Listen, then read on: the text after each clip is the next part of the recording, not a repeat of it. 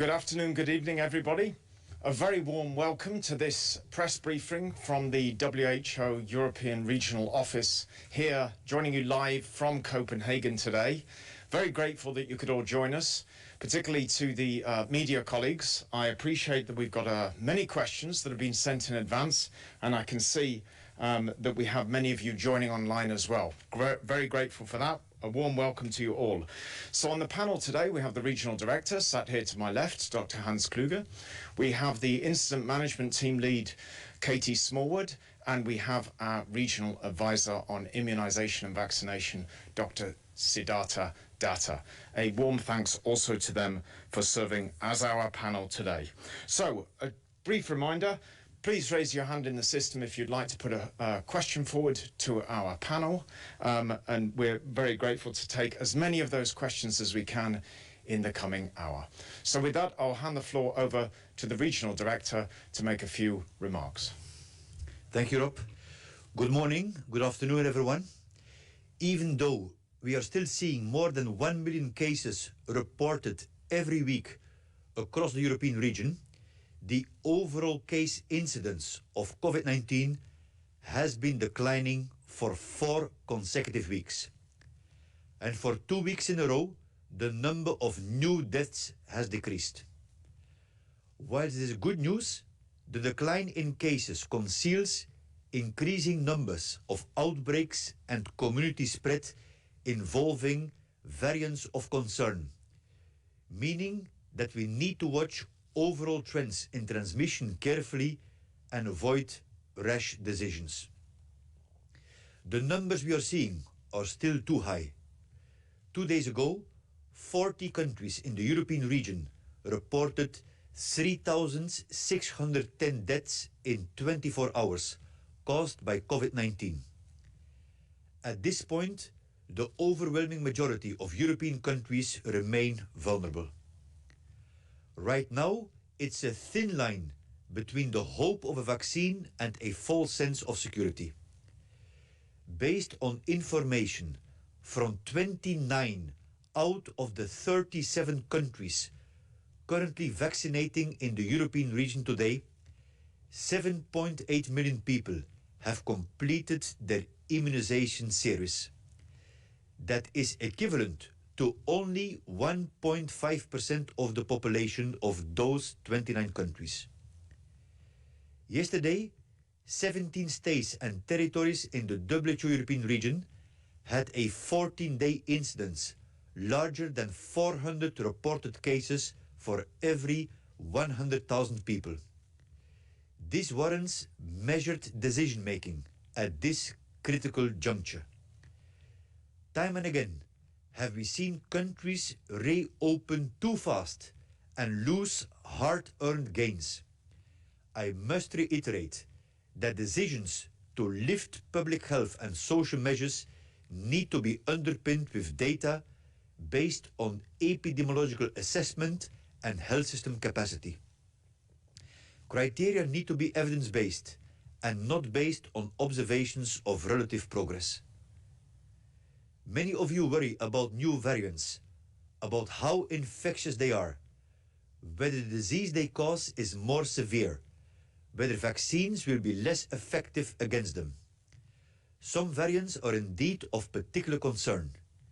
We have all followed the reports on how receptive the variant B1351, first identified in South Africa, is to the Oxford AstraZeneca vaccine. This particular variant of concern has been reported in 19 European countries. Although community transmission in Europe is not yet widespread, the variant has increasingly been linked to outbreaks in communities. Irrespective of the variant, we must continue to suppress the virus. Yesterday, the WHO Strategic Advisory Group of experts on immunization concluded, based on all available evidence, that the Oxford AstraZeneca vaccine can be used in persons aged 18 years and above, including people older than 65 years. What does the emergence of these variants mean? It means that we must do everything in our power to reduce transmission and delay mutations that may influence vaccine efficacy. Unless we halt transmission now, the expected benefits from vaccinations in controlling this pandemic may not be evident. This means that manufacturers will have to adjust to the virus evolution.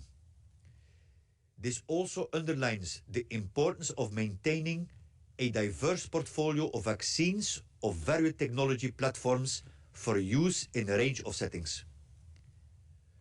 Vaccines are essential, but as of now, they are not sufficient to control the pandemic. They are only one among many tools at our disposal. What has not changed is how the virus transmits. Temporary setbacks do not change the fact that current responses are having an impact. Despite new variants, WHO's guidance on social and public health measures remains unchanged. And there is some more good news. 35 state parties have extended their genetic sequencing of SARS-CoV-2, as have 18 others supported by WHO's reference laboratories, due to the growing importance of identifying new variants. Based on data from nearly 20 countries, the hospitalization rate due to COVID-19 fell from 13 to 11 per 100,000 people between the 3rd and 4th week of January. A decrease, yes, but many of our hospitals continue to struggle. The number of vaccine doses given has also exceeded the number of reported cases in the region. Some 41 million doses administered versus 36 million reported cases. Vaccination of priority groups is already saving lives. But the sheer scale of COVID-19 vaccine deployment is enormous. Vaccinations will take time.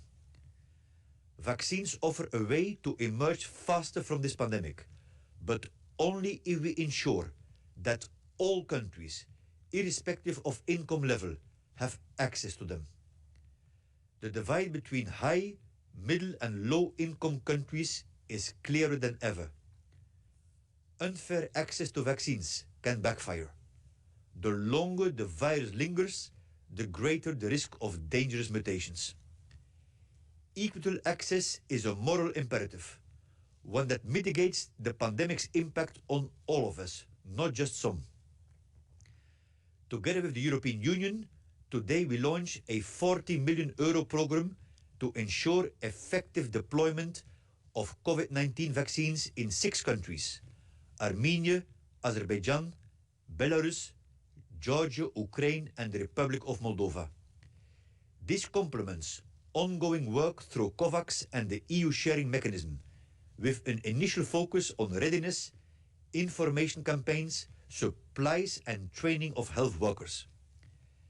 Yesterday, I also signed an agreement with the European Union to support the countries of the Western Balkans in their efforts.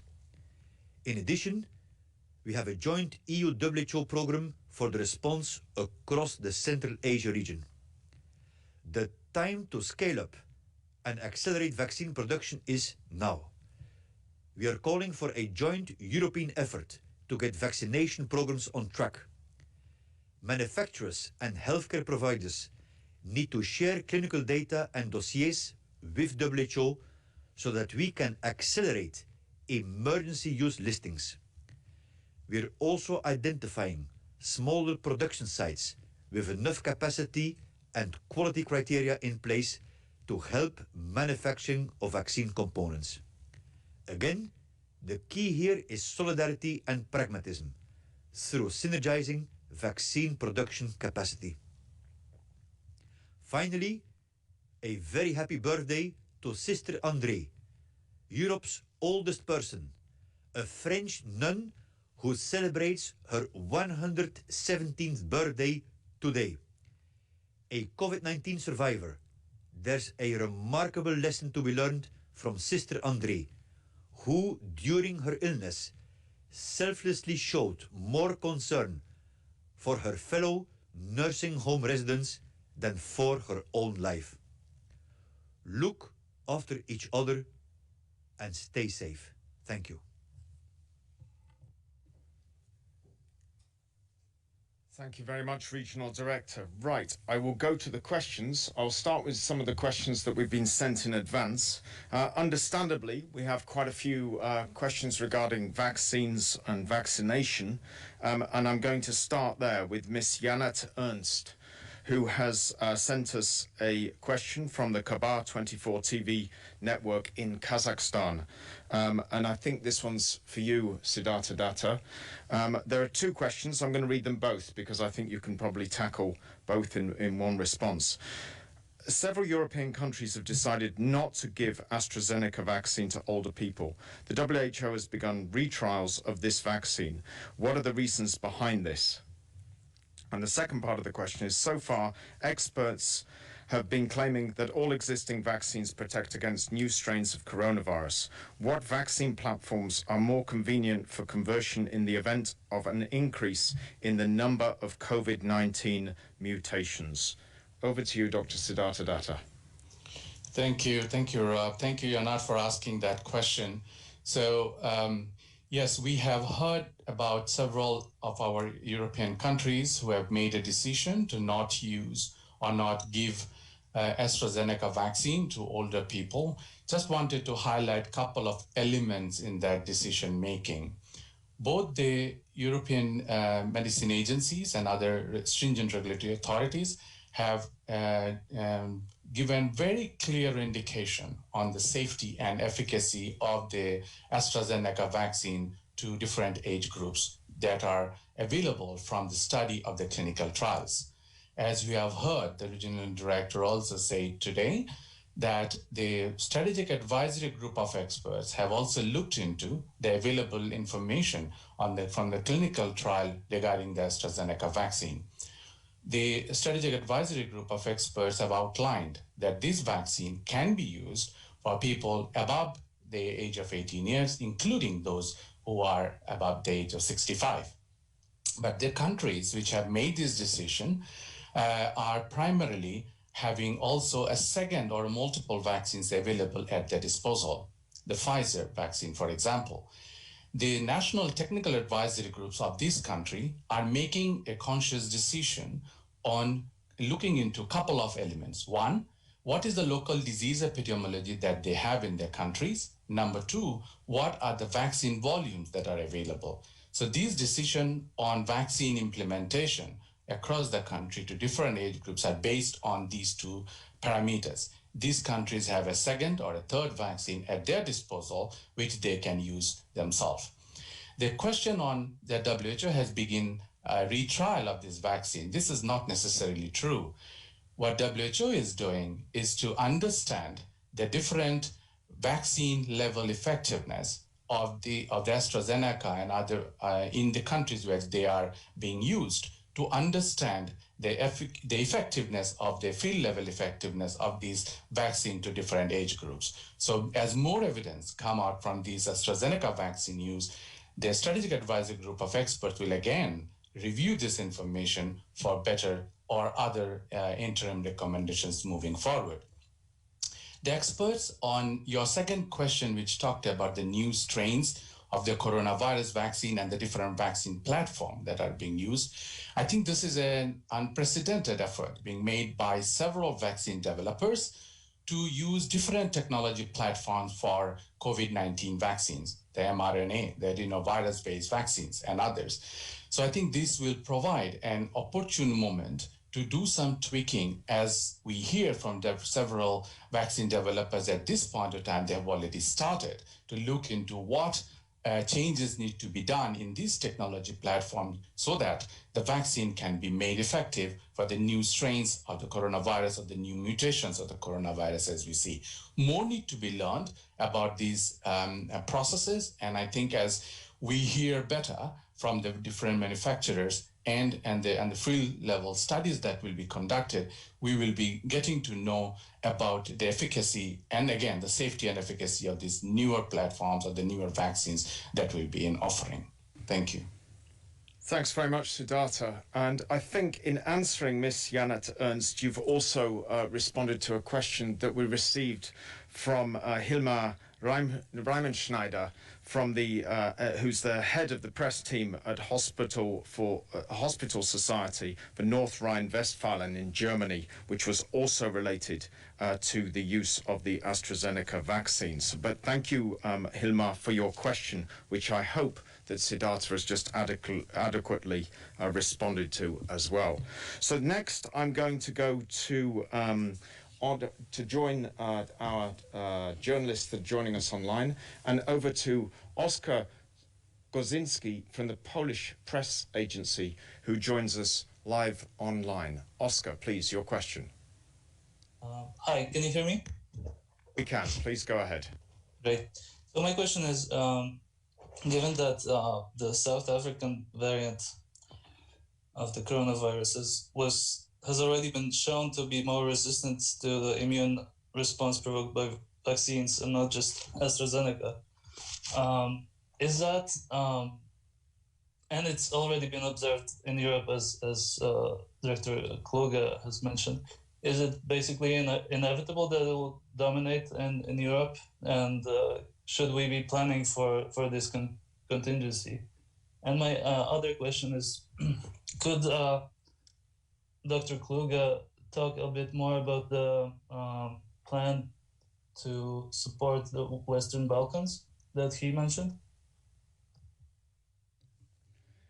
Thank you very much indeed, Oskar. Okay, so regarding the dominance of the question regarding dominance of the South African variant, I'm going to pass that over to Katie Smallwood. Katie, can I ask you for a response to that, please? Yes, you can. I hope you can hear me, and thanks for the question, Oskar. It's a good one, and of course there's several variants of concern that we are tracking very carefully across Europe, and one of these is the variant that was first identified in South Africa. So the lineage for that one is the B1351. As the regional director said, it has been identified in 19 countries. For the time being, most of those are linked to travel, but we have seen some outbreaks, and those outbreaks have been occurring with slightly increasing frequency over time.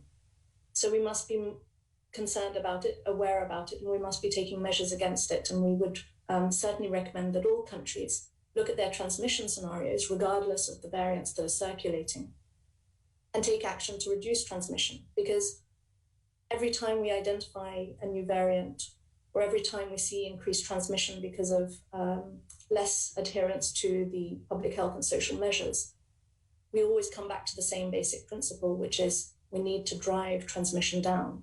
And driving transmission down will not only mitigate the emergence of those variants of concern themselves, and that's because as much as the virus continues to move between us as humans, and it's been doing so now for over 13 months, it will increase in its likelihood to adapt better to us and to adapt better to transmission and develop mutations that may change the characteristics of the disease.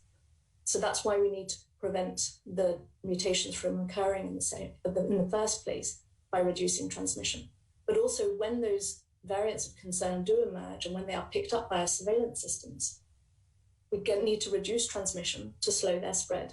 So is it a given that one variant will outcompete the others? Maybe over time. We don't know which of the variants that are currently spreading in the European region and in the wider world will be more competitive. But our strategy needs to be blind to the variant themselves and focus on suppressing the virus and all those variants. Thank you. Thank you, Katie, and thank you, Oskar. You also had a second question related to the Western Balkans for our regional director. Thank you, Oskar.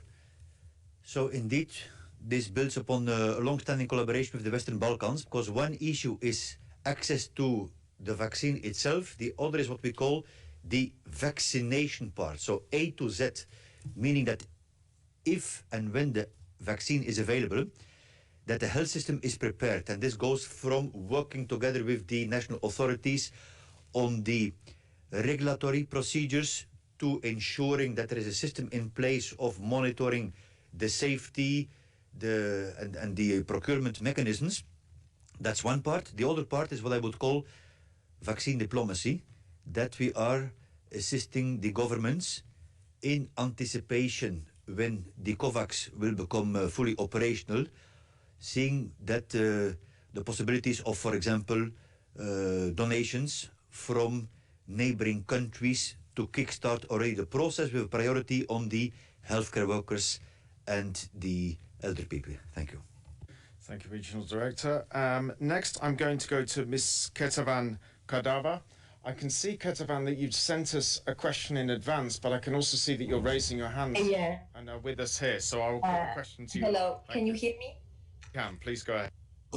Thank you very much. I have a question about Georgia. You have just made a statement about financial support for our region and want to know more about it, how this money should be spent. This month, we're waiting for Pfizer vaccine. Hopefully that it will be this month. We are talking on this stage about approximately about 29,000 doses. Of course, this is not enough for all. So your recommendation, assessment of the situation, and what is next for our region, especially for Georgia. And of course, and also I want to ask you about recommendations as from Monday, classes will resume at school and the restaurants will start operations. So it's very, very important for us to listen to your assessment. Thank you so much. There are many questions in there, so I'm actually going to go to all three of our panelists, starting with the Regional Director, and then I appreciate that you've asked a question there, Ketavan, on the financial support and support to Georgia, but also on assessing the situation. So I'll go Siddhartha and then to Katie after the Regional Director. Right, thank you, Ketavan, for the multitude of the questions. Just before Christmas in December, we went on a mission which I headed to Tbilisi, and it was in fact in the middle of the lockdown, to further discuss, agree to scale up our collaboration on COVID-19, but also on other very important health matters like universal health coverage with the government, and particularly with the Minister of Health, Dr. Tikaradze, for which I'm very appreciative. And the support builds on really strengthening both the control and the preparedness of the health system, including also the capacity strengthening of the healthcare workers. And as my colleagues will continue to tell, indeed, we also had discussions on the small-scale first batch of the Pfizer-BioNTech vaccine, which is now being accelerated in anticipation of a further acceleration and expansion of the vaccination program. So, Siddhartha, can I ask you to just comment on the support to Georgia for readiness in terms of the vaccination program? Yeah, thank you so much, Rob. Thank you, Ketavan, for asking that question. So just to elaborate, yes, as you have mentioned, Georgia will be one of the first 4 countries in the WHO European region to deploy a limited number of Pfizer-BioNTech vaccine procured to the COVAX facility in the next few weeks. We are waiting to hear the dates as you are, anxiously waiting. But I think it's extremely important that we do understand that there are several elements that need to be put in place in a country before the vaccine can reach and start being rolled out. Within this process, what WHO's had a 2-step, at least at this point, until at this point of time.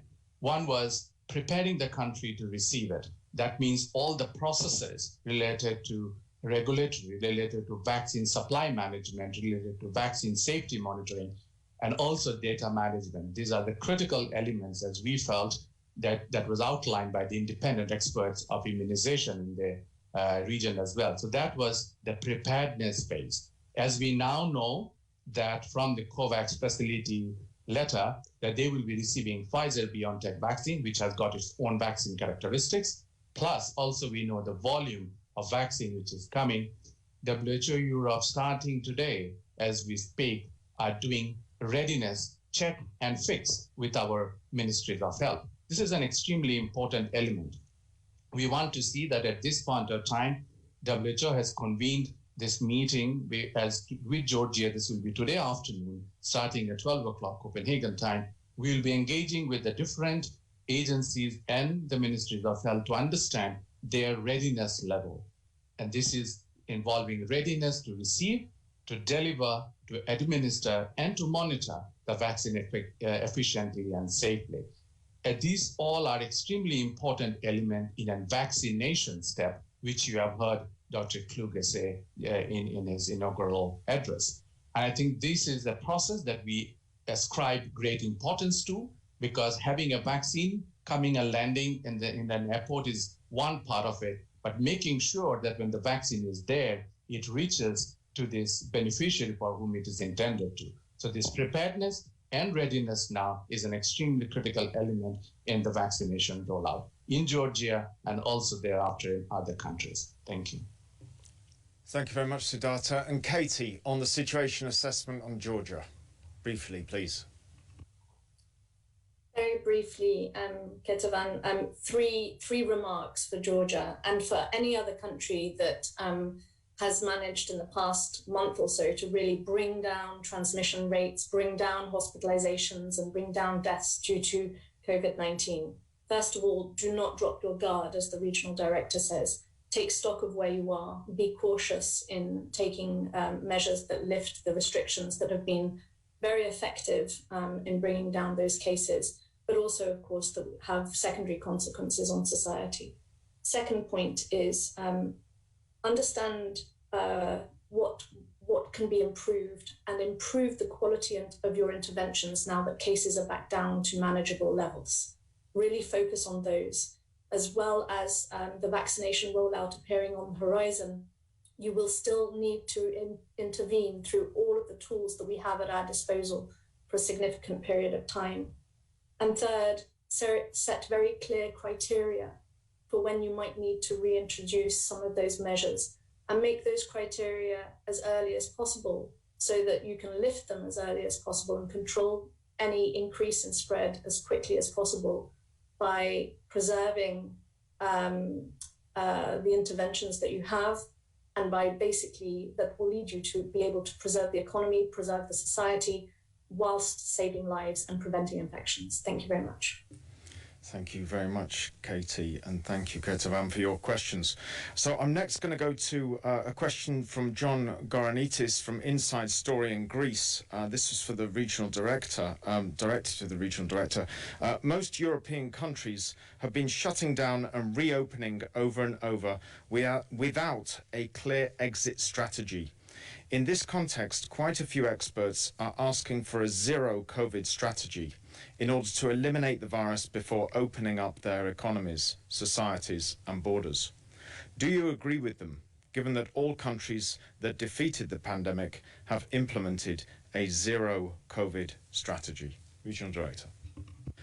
Thanks, John. So elimination is something that we want in principle for any disease, for any pathogen, and it can be a very powerful, what I would call working incentive.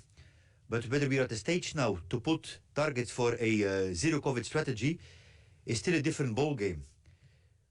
What we need to do first and foremost is see how the behavior of the people adhering, to which extent they adhere to the non-pharmaceutical interventions, add up with the timing of political decisions, with the vaccination rollout, and how it will bring the pandemic under control. Also, you mentioned a number of other countries, and we definitely have to continuously exchange experiences. But some of those countries are a bit more, I would say, easier to, let's say, restrict or isolate from international travel. So I wouldn't make any direct comparisons here. But where you do have a point is that there is a need for a longer-term strategy to get out of the pandemic. And that's something that we are going to accelerate in the weeks to come, because this continuous opening, closing, while we have a staggering vaccine production, is something that has to be rethought. So you have a very good point there. Thank you very much, John, for the question, and to the Regional Director for that response. I'm going to go to the journalists online now, and Gunilla von Hol Warm welcome back, Gunilla, from Svenska Dagbladet in Sweden. Gunilla, please go ahead. Yes, can you hear me? Yes, we can, please. Good, excellent. Look, I have a question on the ski holidays coming up in Europe, among countries, Sweden, of course. What advice do you have to skiers and to ski resorts to have corona-safe holidays and to avoid creating or even boosting the third wave of the virus? And specifically when it comes to the importance of closing restaurants and bars, like Switzerland has done, where people can meet in order to minimize the transmission. Thank you. Thank you very much, Gunilla. And I'm going to pass that question over to Katie Smallwood to respond to, please. Katie. Thanks, Gunilla. Actually, I would refer you to the statement that we released just before Christmas, which addresses some of those questions that you raise. And in it, we highlight several things. One, that skiing by default isn't necessarily a high-risk activity for COVID-19. What is high risk is environments where people gather together in groups and associated with travel, and where they may spend high sort of intensity or crowded interactions together over periods of time, mixing and then going and traveling back to their home locations. Those do represent significant increases in risks. And so our advice to local authorities, to governments, but also to individuals is to take decisions based on understanding those high levels of risk that may come from busy ski resorts or busy mountain resorts or busy city centers. So it's not really skiing by default, it's really all of those factors that drive transmission that we need to make sure are not established and not made possible. And that's how we need to decongest travel. We need to avoid people traveling for long periods of times in coaches to ski resorts. We need to avoid people coming from all sorts of different areas and congregating together, socializing together in confined settings without ventilation, without physical distancing in place. So it's really a matter that needs to be addressed at all levels. Thank you. Great, thank you very much indeed, Katie, and thank you, Gunilla, for the question. I'll next go to Jamie Keaton, Associated Press. Jamie, welcome back. Thank you very much, Rob. Nice to see you all. The question is for Dr. Kluge. I was struck by your comments about the program with the European Union and the $40 million program, 40 million euro program. Could you just tell me a little bit about the process of emergency use listing? Are you happy with the information that manufacturers have provided so far? And which countries do you expect in your region will be the first to get vaccines once the AstraZeneca is approved? Thanks so much. Thank you. Regional Director. Yes, Jamie. So the principle of WHO is that we work in a what we call vaccine agnostic environment. So independent of the vaccine, it is our mandate and duty to work with the countries, what Siddhartha was mentioning, to get the countries prepared and ready and have the check and fix in place so that when and if the vaccine arrives, that the system is ready. Because now what we're facing, Jamie, is indeed right a bit of I think we can call it some tension between the international solidarity and the national responsibility for politicians to take care of their own people first. But I'm quite confident that this staggering and temporary delay in getting vaccines to the countries will be compensated by more products and also by beefing up manufacturing capacity, for which I have launched an appeal last week, and I appeal again for an unprecedented public-private mix effort to really have the companies working together to beef up the capacity. And then on the AstraZeneca, what I can tell is that countries who are, I'm not speaking obviously about bilateral deals, because every country is free to make those, but that this will become available through the COVAX facility a couple of weeks later than the first batch the first wave, small batch of the Pfizer-BioNTech once emergency use listed. Thank you very much, Regional Director. Siddhartha, would you like to expand or unpack on the 40 million programme in the 6 member states that the Regional Director referred to in his opening statement and say a bit more about that? Thank you, Rob. Yeah, sure. So, Jamie, thanks for that. So let me unpack the EU-WHO joint action proposal, which the Regional Director mentioned. The entire proposal is covering 3 different major pillar areas. One is preparing the countries on each of the 10 strategic programmatic areas which was outlined as the critical elements that each and every country need to be prepared for. However, this is also very much intricately linked with preparedness checks, so preparedness and readiness checks. So that is one principal element, because you have heard that these are extremely important elements beyond the vaccine access. The second part is deployment, supporting the countries to deploy the vaccine, to make sure that the plans are in place, the resources are in place, the healthcare workers are trained, the vaccine safety monitoring happens, and obviously data management, which forms a bigger part of it.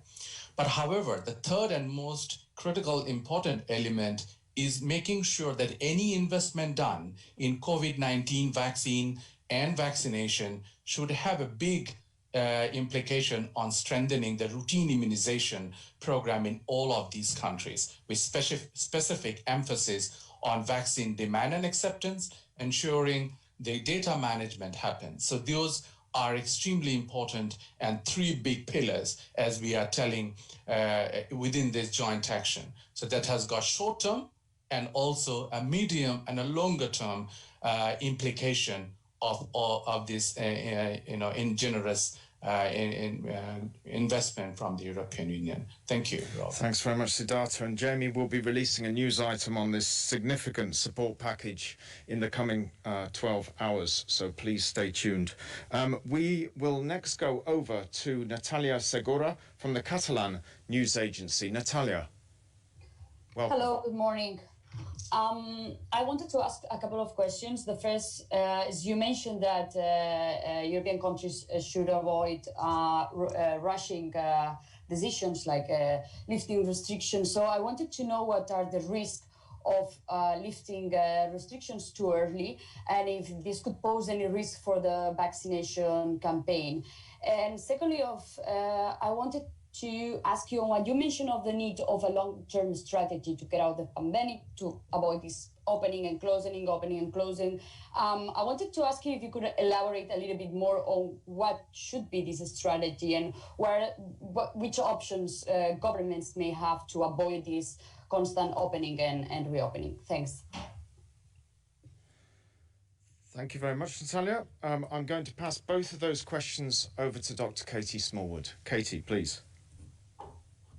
Thanks, Natalia, and I think the question is quite relevant to Spain and Catalonia, that are seeing decreasing trends at the moment, and they're thinking about how best to start to loosen some of the restrictions that had to be put in place after Christmas, following a significant rise in cases. I think the risks of opening too soon have been made clear in several countries and actually across Europe after the summer holidays. When we saw a relaxation of measures, we saw quick movement back into business as usual, and some false sense of security, and that was quickly corrected by a very significant resurgence of cases in the autumn that presented several very big challenges to many countries. This virus will take advantage of any chance we give it to rapidly spread, and it will spread much more rapidly than we think. The curve will go up very steeply, and it'll come down pretty much slowly.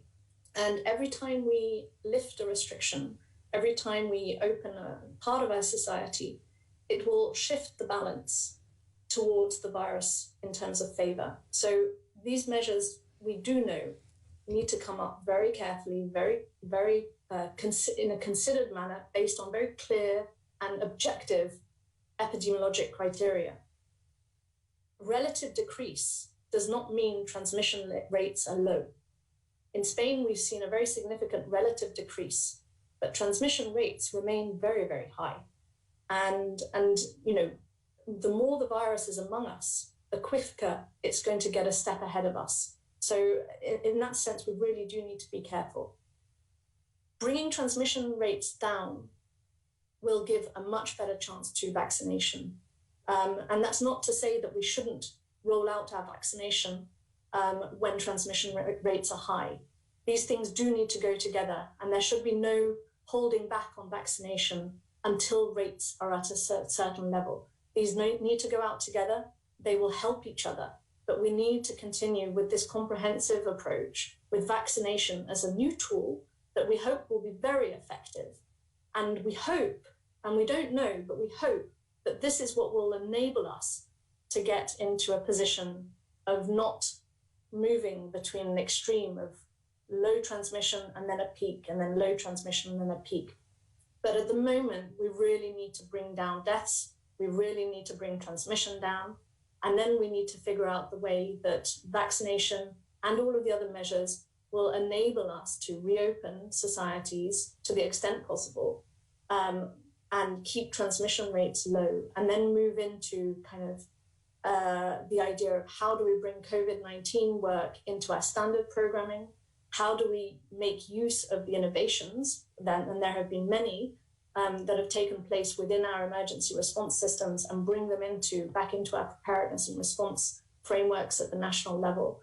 And we can start to rebuild these health systems, rebuild our approach to emergency response, with COVID-19 being addressed in a much more programmatic way. And that should be the way forward. But that's still a way off, I'm afraid. Thank you very much. Next, over to Peter Kenny. Peter, can you hear us?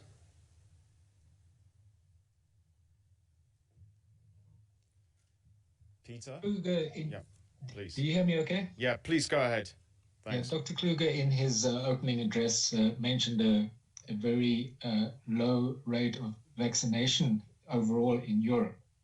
Yesterday, some journalists in Switzerland heard that about the degree of acceptance of vaccination in Switzerland from last year to a state of hesitancy. There is people queuing up for vaccinations now. Do you have an overall assessment for the acceptance of vaccinations? I know we have people who are hesitant, but we also have anti-vaxxers who are ideologically opposed. What is the situation overall for Europe? Thank you. Thank you very much indeed, Peter. Regional Director.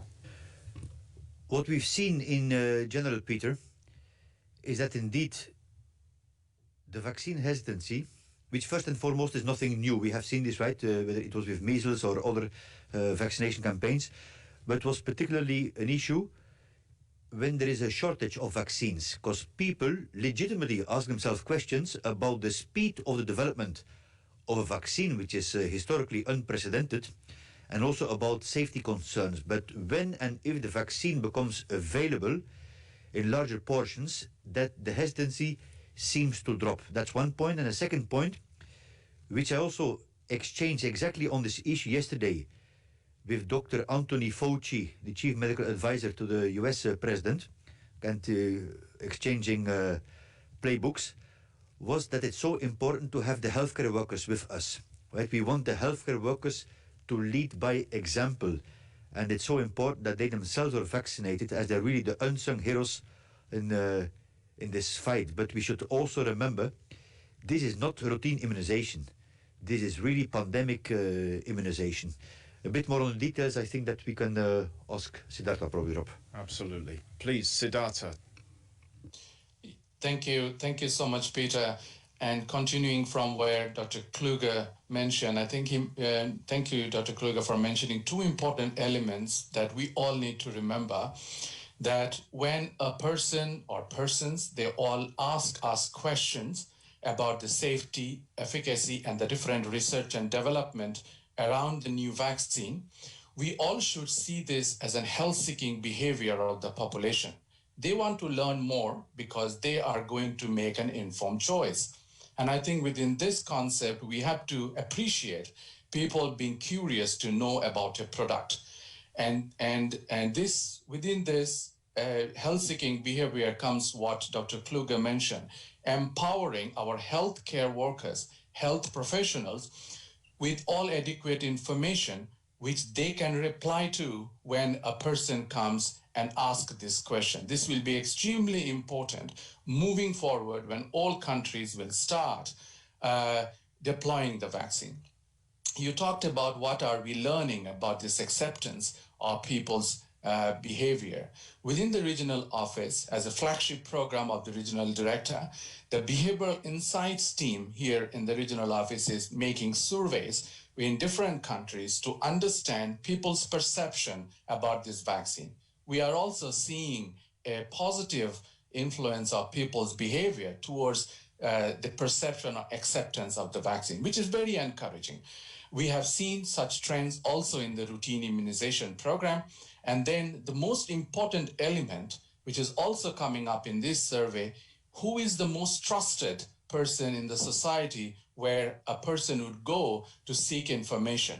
At this point of time, as also had been in the past, they are our healthcare professionals. So that is where the entire focus should lie on. Then just one comment on what you said about the low rate of vaccination. There are 41 million plus doses which have been provided in the European region until date is an enormous undertaking. The effort being made by the immunization system, the health system to deliver these doses to people and the beneficiaries, they are obviously the people who are with comorbidities and people who are above 65, is an enormous undertaking when the health system itself at this point of time is still doing COVID-19 response. So I think we have to acknowledge this effort in this and the undertaking by the Ministries of Health. Thank you.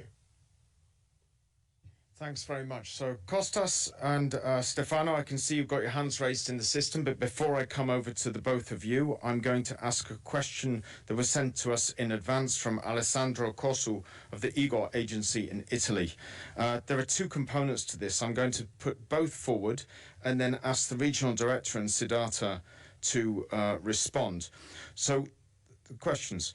Given that high-income countries have a high demand and spending power for COVID vaccines and have provided so far a low contribution to COVAX, do you think that third-party manufacturers have become a key option to expand production capacity and make vaccines accessible to everyone and speed up the immunization of the global population? The second part of the question from Alessandro, does WHO supports the idea proposed by India and South Africa that would grant compulsory licensing of COVID vaccines and drugs by overriding patent rules of WTO's trade-related aspects of intellectual property, TRIPS agreement, allowing generic or other manufacturers to make the new products? What do you think of the fact that high-income countries opposed this proposal? So I'm going to go to the regional director, and then I'll go to Siddhartha Datta. Dear Alessandro, last week we called for a pan-European joint effort to get the vaccination programs on track, and we definitely need more and fast more products on the list. So, as I was mentioning in the statement, it's so important that manufacturers and healthcare providers share the full dossier, including the clinical data, with us for the include more products into the WHO emergency use listing. Also for us to identify smaller production sites with enough capacity and quality criteria in place to help in the manufacturing of vaccination components and packaging. So what we call for, in fact, is an unprecedented solidarity among producers to kind of synergize their efforts in a pan-European effort of vaccination production. So we're talking basically about a massive public-private mix, which is more urgent than ever. Siddhartha, can I ask you to add? Thank you. Thank you so much, and thanks, Alessandro, for that question. The COVAX facility, as we all know, is an unprecedented collaboration between Gavi, WHO, CEPI, and with the manufacturers. At this point of time, as we speak, 190 participating economies are part of it, of which around 98, 99 are higher income economies. So we just also want to acknowledge the generous contribution and the pledges of the European Union through the Team Europe, Norway, Denmark, Estonia, Netherlands, amongst other countries. I think they have played a great role into ensuring that the COVAX facility and the research and development associated with it of the vaccines are beefed up. The latest projection from the COVAX facility, as we are aware of, that almost 2.3 billion doses of COVID-19 vaccines will be rolled out worldwide through the COVAX facility during this year. And actually this reaches almost around 27% of the population of the lower income countries across the globe in 2021, much higher than the 20% target that it set at its inception. But however, as we speak of these numbers, we need to also keep in mind the uncertainties around capacities, around the funding, around the country readiness, and obviously the vaccine production issues.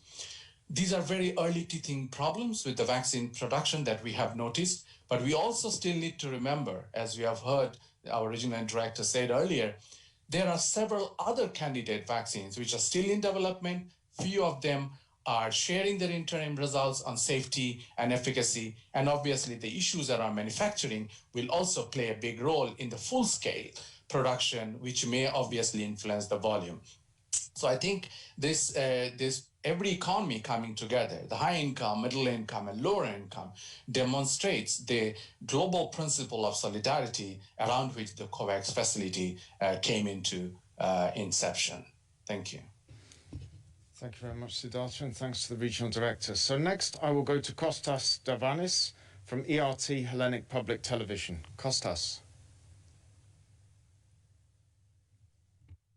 Hello, can you hear me? We can, Kostas. Please go ahead. Thank you for taking my question. It's a question for Dr. Kluge. You want countries not to open fast. Are there countries in Europe that, in your view, have already opened up very quickly? Is there not a common way to assess the risk management of the coronavirus pandemic? And my second question, it seems that the spread of the South African mutation is not directly related to travelers, but to communities. So the fire that has broken out in 19 countries in Europe can spread everywhere quickly. How can we limit it? Thank you very much. Thanks, Kostas. I'm going to go to the Regional Director and then over to Katie Smallwood. Thank you, Kostas. On the first question, we have seen this since the very start of the pandemic. And remember, this has been our advice whether to go to restriction and lockdown or whether to reopening, that it has to be done gradually and safely. These are the two key words. So we have seen this, yes, definitely in across the region. Different examples that it was too fast lockdown and crushing the virus, but also pushing people into the poverty or into mental health issues. I'm extremely concerned about a parallel pandemic of mental health, not at least in adolescents and young people. And we are currently measuring the impact of COVID-19 on mental health. And this is in Europe, but Dr. Fauci was telling yesterday is the same in the United States. The social effects of children not being able to go to schools, especially primary schools. So we know what to be done. The same for the second part of the question before we go to Katie, right? That still I guess the biggest mistake we could make is to lower the guard because the vaccines are getting rolled out. You saw from my press statement that only about 1.5% in the countries which are reporting on vaccination are being vaccinated. So basically we need three things. First is to speed up the vaccination. This is a priority, public-private mix. The second one is the 3 W's, from wash your hands, watch your distance, and wear the masks, and try to limit indoor contacts. And the third one is still a lot of work to do on strengthening the health system to increase the testing, isolation, contact tracing, and quarantining. Thank you. Thank you. Katie? Thank you very much, Kostas. And I'll say a little bit on the variant concern again. So just to reiterate that the B1351 variant of concern that was initially identified in South Africa has been picked up in 19 countries as of yesterday in the European region, but still most of those countries are reporting that variant in the context of links to international travel. However, there have been, in some cases, some increasing reports of community transmission outbreaks linked to that particular variant of concern. So we need to bring down transmission to avoid them from spreading.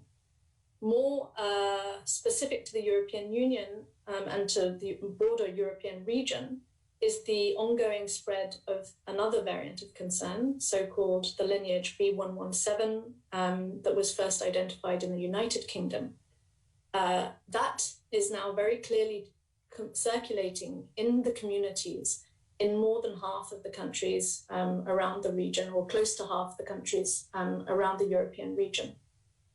And that particular variant of concern, especially in Western European countries, is spreading in terms of prevalence more quickly than other lineages. And so it's really important that we keep an eye on the overall transmission rates, because very quickly, once it becomes dominant, it may impact the epidemic curve overall and may lead to the need for a more restrictive approach to the public health and social measures that need to be placed so that the overall rates of transmission can decrease. So when it comes to opening or lifting some of those measures at the moment, WHO is not saying that countries are doing so rashly right now, but based on the epidemic trends in the countries in the region, we are seeing relative declining trends, which is a good thing. But we're warning countries not to act too fast, especially in the context of variants of concern, and especially in the context of the gradual rollout of vaccinations. And all of these things need to be very cautiously looked at based on the data that we have on the epidemiology, on the health system capacity, and on the circulating variants of concern. Thank you. Thank you very much. And last but not least, Stefano Valentino. We have one more hand raised from the European Data Journalism Network. Stefano, please go ahead. Yeah, thank you. I'm always the last but not least in the conference. Thanks for taking my question. So I have actually a couple of questions. I know that the WHO already approved the Pfizer-BioNTech vaccine to be rolled out across the world. But as you know, this vaccine has a very difficult logistics, mostly due to the cold chain requirements. So I guess it will be quite difficult to deploy it in low-income countries, also tropical countries where the weather is very hot. So I was wondering why, or whether the WHO will not consider to approve and to recommend more established and traditional vaccines like the virus inactivated or subunit vaccines produced in China and India, which could be actually more easily produced also in countries which don't have high know-how on technologies. And second question, given the fact that there is no evidence that vaccines approved so far in Europe, US, actually prevent also transmission of virus. But so far the evidence is only that they block the disease but not the infection. I was wondering if that would not jeopardize the effectiveness of the immunization campaigns, and also the fact that the virus is still transmissible will not also hamper the fight against the variants, because even though you immunize lots of people, but then people can still transmit the variants to others. Then basically you need to go back to the starting point. Thank you very much, Stefano. I'm going to go over to Siddhartha. Siddhartha, you got that Pfizer cold chain related question, and the second one, and approval of other vaccines, and the second one relates to vaccine effectiveness against more transmissible variants. Please. Thank you, Stefano, for those questions. Very, very valid ones. So let me take the first one, which is Pfizer-BioNTech vaccine. Yes, I think we are aware of the vaccine characteristic that's needed. And that is why you have heard about two important elements that we talked about. One is preparedness level, and the other one is readiness check. This is what is extremely critical for any vaccines that is being used in the vaccination program. The vaccination programs in the countries, the normal routine immunization programs are designed to use vaccines which are -20, used for oral polio vaccines usually, and the other vaccines which are at 2 to 8 degrees centigrade. And that is the reason why within the COVAX facility, together with WHO and Gavi, we are checking with the countries to see whether they do have adequate cold chain capacities and cold chain characteristics to accommodate the Pfizer vaccine. In terms of the other vaccines and the emergency use listing by WHO, WHO is working with all the vaccine manufacturers to submit the dossiers and the important documents on the clinical trials. It is irrespective of the country of origin of that vaccine or the developers who are working in those countries. The rigorous process, the scientific process that goes on for evaluation of all the vaccines are exactly the same for all the vaccines. The country, there are available information in the WHO website for public knowledge, which vaccines are in the pipeline for receiving the emergency use listing. And this is being updated every second week. In terms of the transmission of virus and its effect on the COVID-19 pandemic, the vaccines in its current form are designed to reduce severe mortality and deaths. However, there are concurrent processes and trials are ongoing to understand whether there is any effect of these vaccines on the transmission.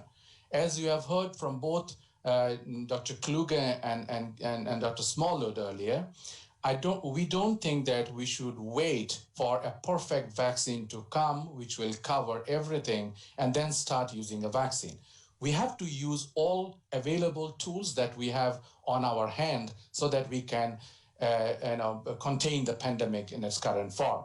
Even reducing diseases or preventing deaths by giving these vaccines is a big contribution to this entire pandemic. And vaccines, as we all learn now, more from different manufacturers and developers, will continue to be reviewed by WHO, and we'll keep an eye of how newer vaccine technologies, newer vaccine properties come through. So I think it's an wholesome, it's not only one and all, it's not a cherry picking one over the other, it's a wholesome effort to contain the pandemic. Thank you. Rob, could I add a comment? Please. Very quickly? I just want to add that we have several countries in our region that have the B117 lineage in dominant form transmitting, but who are also early starters in the vaccination rollout. And these countries are gathering information based on observational studies and also looking at their epidemiologic information for COVID-19. And there's no indication whatsoever to suggest that any vaccine rollout is not effective for the B117 variant. And so it must be very clear that we should not be looking at variants in terms of taking decisions on vaccination at the moment. We need to move ahead. Thank you. Thanks very much, Katie. Thank you, Siddhartha. Thank you to the Regional Director. Thank you to the media that have joined us today and the public. We'll be next with you in 2 weeks' time on Thursday, the 25th.